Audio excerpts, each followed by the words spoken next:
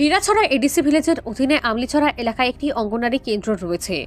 সেই অঙ্গনারী কেন্দ্রটি দক্ষতার সহিত কর্মী হিসাবে দায়িত্ব পালন করে আসছেন দীর্ঘ বছর ধরে সোফিয়া বেগম।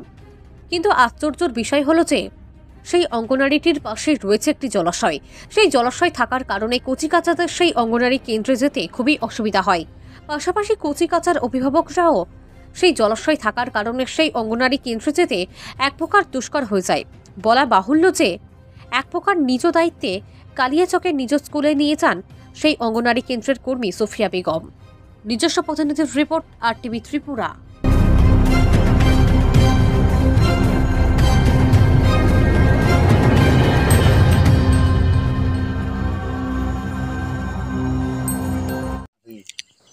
কোন সময় কোন বিরোধ করবো এটা পার হয়ে আছে না।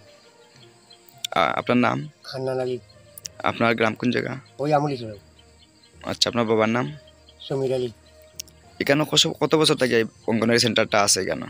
অঙ্গনারী স্কুলটা কমিল 15-16 বছর হইল।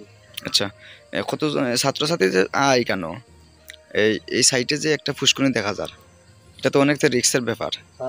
আপনারা জানাইছেন নি এই দপ্তর বা এই পঞ্চায়েতের মেম্বার যারা আছে প্রধান? এটা বহুত আগে আবার মাতো ছিল বাজার, এটা কোনো এলান্ট হইছে। আচ্ছা, আপনার বাড়ির বাচ্চা হচ্ছে পড়ে নেই বাড়ি এখানে পড়াশোনা করে? খুব রিস্কের মধ্যে না? রিস্ক আছে। আচ্ছা, এমনি বালুয়ারির